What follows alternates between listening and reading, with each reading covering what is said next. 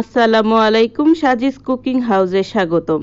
সাজিস cooking হাউসের আজকের রেসিপিতে নিয়ে এসেছি মজাদার গরুর মাংসের কালাবোনা বা বিফ কালাবোনা। আজকে আমি ঘরোয়া পদ্ধতিতে খুব সহজে রান্না করার মতো একটি কালাবোনা রেসিপি আপনাদের সঙ্গে শেয়ার করব। আর এই গরুর মাংসের কালাবোনার প্রসেসটি সেমভাবে আমরা খাসির মাংস দিয়েও রান্না করতে পারি। আমি যেভাবে কালাবোনাটি রান্না করেছি তার মধ্য থেকে আমি একটা পিস আপনাদেরকে দেখাচ্ছি। এই যে দেখুন, মাংসটা কি সুন্দর সফট হয়েছে, উপরের অংশটা কালো হয়েছে আর ভেতরটা মশলাদার হয়েছে। আমি আবার ভালো করে আপনাদেরকে দেখিয়ে দিচ্ছি কতটুকু সফট হয়েছে মাংসটা। কালাবোনা রান্নাটা একটু সময় সাপেক্ষ ব্যাপার, একটু সময় নিয়ে আস্তে আস্তে রান্না করতে হবে। আমি সেই প্রসেসটা আপনাদের সঙ্গে শেয়ার করছি। প্রথমে আমি এখানে মাংস নিয়ে নিয়েছি। কালাবোনা একটু বেশি পরিমাণে রান্না করলেই খেতে ভালো লাগে। আমি মাংস পিসগুলো একটু বড় বড় করে কেটে নিয়েছি। এখানে প্রায় 1.5 থেকে 1.25 কেজির মতো মাংস আছে। এখন আমি প্রথমেই এর মধ্যে অ্যাড করব আস্ত গরম মশলা।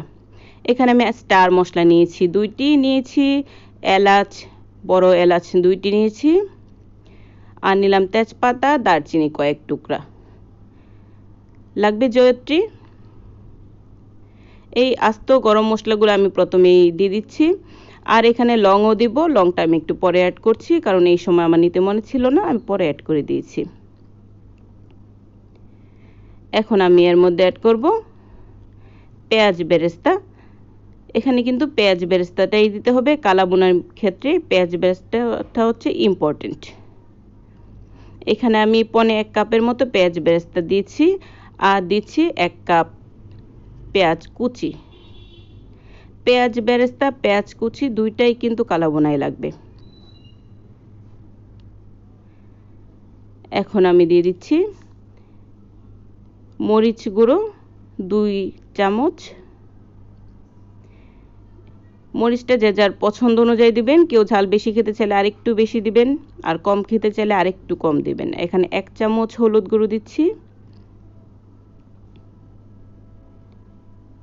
দিয়ে দিচ্ছি 1 চামচ ধনে গুঁড়ো,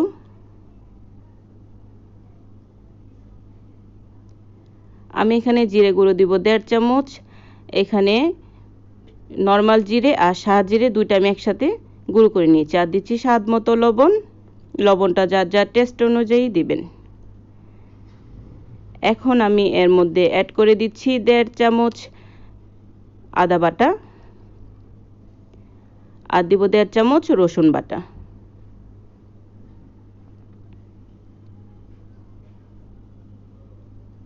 এই উপকরণগুলো দিয়ে এর মধ্যে এখন আমি পেঁয়াজ বেরেস্তা যে ভেজেছিলাম তার তেলটা এখানে দিয়ে দিচ্ছি। এখানে আমি সয়াবিন তেল দিয়েছি 1/2 কাপের মতো, আর দিয়ে দিব সরিষার তেল। সরিষার তেল এখানে 1 কাপে 3 ভাগের 1 ভাগের মতো আমি অ্যাড করে দিচ্ছি।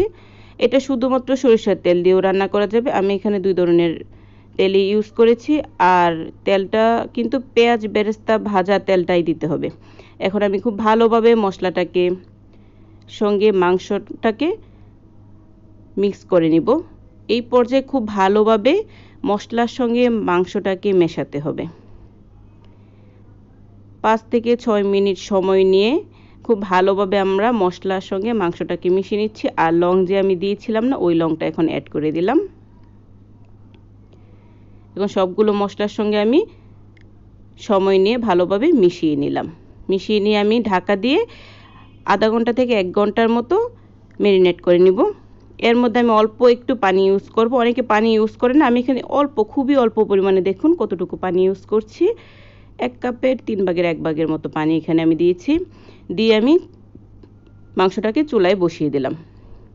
মাংস চুলায় বসিয়ে 5 মিনিট হাই হিটে রান্না করে নিব। 5 মিনিট পর আমি ঢাকনা খুলে দেখলাম যতটুকু পানি আমি ইউজ করেছিলাম ততটুকু পানির মধ্যে আরেকটু হালকা পানি ওঠা শুরু হচ্ছে। এখন আমি আবার 5 মিনিট রান্না করব হাই হিটে, আর 10 মিনিট রান্না করব মিডিয়াম হিটে। মোট 15 মিনিট রান্না করে নিব। এই 15 মিনিট পর ঢাকনা খুলে আমি দেখে নিচ্ছি মাংস থেকে পানি কিন্তু চলে এসেছে। মাংসের যে পানিটা ছিল সবটাই বের হয়ে এসেছে। এখন আমি আবার 7 থেকে 8 মিনিট মিডিয়াম হিটে রান্না করে নিব। 7 থেকে 8 মিনিট পর খুলে দেখে নিচ্ছি এই যে এই পর্যায়ে আসছে। এই পর্যায়ে পানিটা কিন্তু কমে আসছে।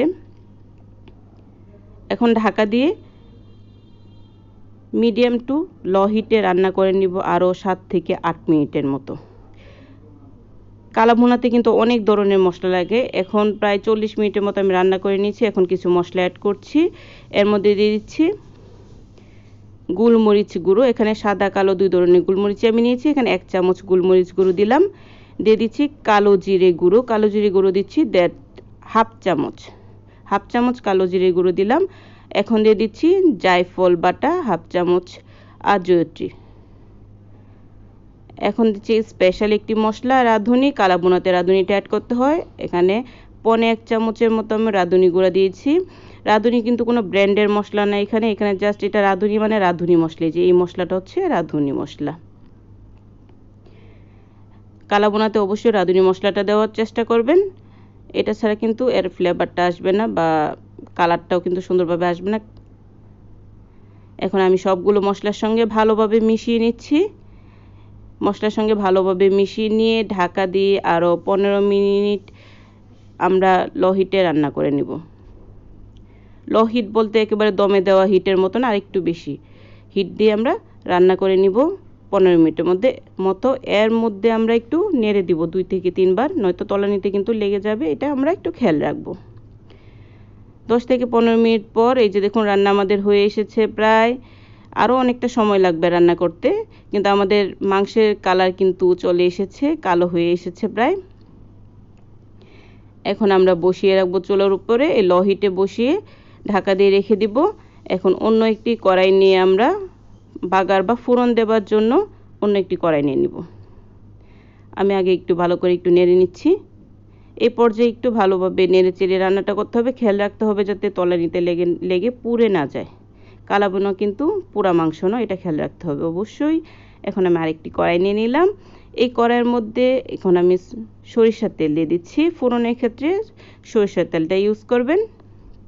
সরিষার তেলটা গরম হয়ে আসলে এর মধ্যে 8 থেকে 9টির মতো আমি দিয়ে দিলাম শুকনা মরিচ। শুকনা মরিচটা একটু ভালোভাবে ভেজে নিব। একেবারে কালচে কালচে হয়ে আসার আগ পর্যন্ত আমরা মিডিয়াম হিটে ভালোভাবে ভেজে নিব। এই যে আমি একটু ভেজে নিচ্ছি। মরিচটা যখন সুন্দরভাবে ভাজা হয়ে আসবে, যে দেখুন ধোঁয়া উঠে আসছে, তখন এর মধ্যে আমি অ্যাড করব রসুন কুচি। এখানে আমি 2 টেবিল চামচের মতো রসুন কুচি দিয়েছি। রসুন কুচিটা দিয়ে এখন আবার দিব পেঁয়াজ কুচি। 1 থেকে 1.5টার মতো পেঁয়াজ কুচি করে নিয়েছি। এখন এই উপকরণগুলো ভালোভাবে ভেজে নিব। একেবারে পুড়ে ভাজবো না, সোনালী রং ধারণ করা পর্যন্ত আমরা ভেজে নিব। অবশ্যই ভালোভাবে একটু ভেজে নিতে হবে, কারণ এই ফোড়নের মধ্যে খুব সুন্দর একটা ফ্লেভার যোগ হয়। ভালোভাবে ভেজে নিয়ে একটু ঝাঁঝালোভাবে ফোড়নটা দিলেই কিন্তু খেতে ভালো লাগবে। এখন কিন্তু আমাদের হয়ে এসেছে। এর মধ্যে আমি এখন কালা ভুনার থেকে মাংস নিয়ে নিচ্ছি। এখানে 4 চামচের মতো মাংস আমি দিয়েছি। অনেকে কি করেন, এটা মাংস মানে বাগারটাকে সরাসরি মাংসের মধ্যে ঢেলে দেন। আমি এভাবে এই প্রসেসে দিচ্ছি। এখন ঢাকা দিয়ে রাখবো 1 মিনিটের মতো, যাতে মাংসর মধ্যে খুব ভালোভাবে ফোড়নের ফ্লেভারটা ঢুকে। 1 মিনিট আমরা মিডিয়াম হিটে জাস্ট রান্না করে নিচ্ছি।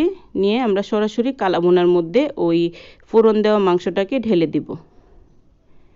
ফোড়ন দেওয়া মাংসটাকে ঢেলে দিয়ে আমরা একটু নাড়িয়ে নিব, যাতে মাংসের মধ্যে সুন্দরভাবে ফোড়নের ফ্লেভারটা ঢুকে। আমরা নাড়িয়ে নিয়ে ঢাকা দিয়ে লো হিটে বসিয়ে রাখবো 5 মিনিট, যাতে মাংসের প্রতিটা পিসের মধ্যে খুব সুন্দরভাবে ফোড়নের যে সুঘ্রাণটা আছে সেটা যাতে মিশে। এজন্য আমরা 5 মিনিট অপেক্ষা করব। 5 মিনিট পর ঢাকনাটা খুলে আমরা দেখে নিচ্ছি। এখন একটু গরম মশলার গুঁড়ো অ্যাড করে দিচ্ছি হাফ চামচের মতো, আর দিয়ে দিচ্ছি কয়েকটি কাঁচামরিচ। এই গরম মশলার গুঁড়োটা দিয়ে আমরা একটু জাস্ট নেড়ে নিচ্ছি।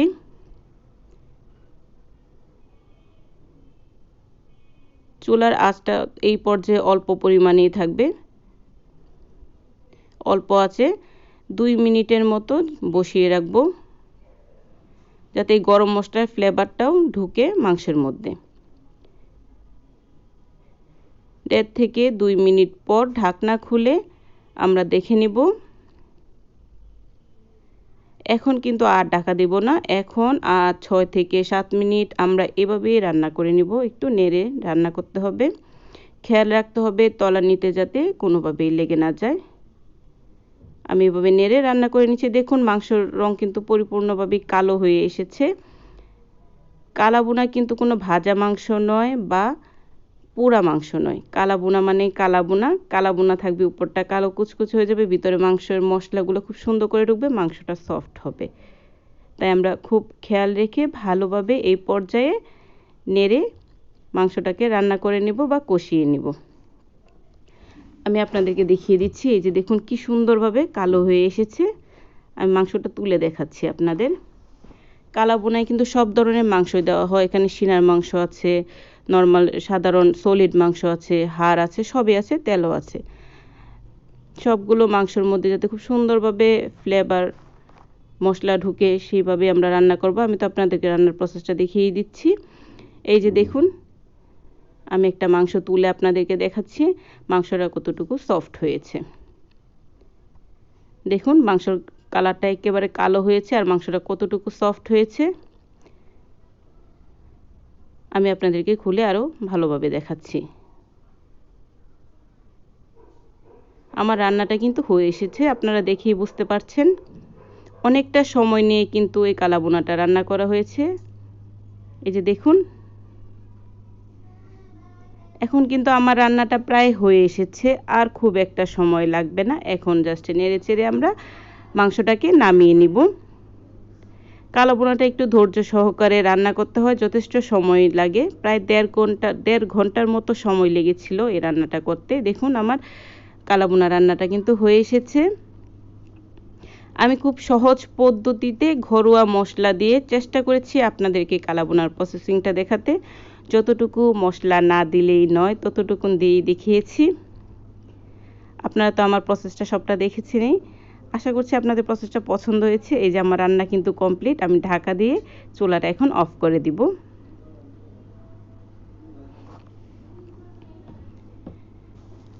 হয়ে গেল আমার ঘরোয়া পদ্ধতিতে রান্না করা গরুর মাংসের কালা ভুনা। কালা ভুনা রান্না করতে আমার প্রায় 1.5 ঘন্টার মতো সময় লেগেছে।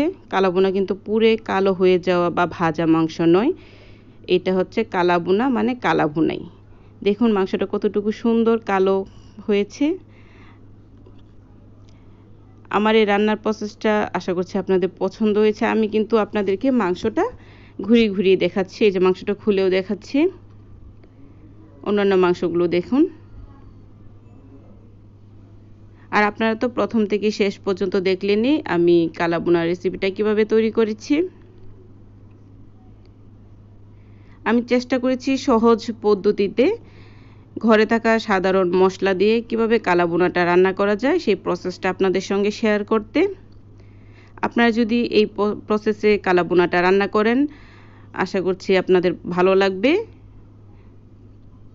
আমার এই কালা ভুনার রেসিপিটি যদি আপনাদের পছন্দ হয়ে থাকে প্লিজ আমার চ্যানেলটিকে সাবস্ক্রাইব করে দিবেন। ধন্যবাদ সবাইকে।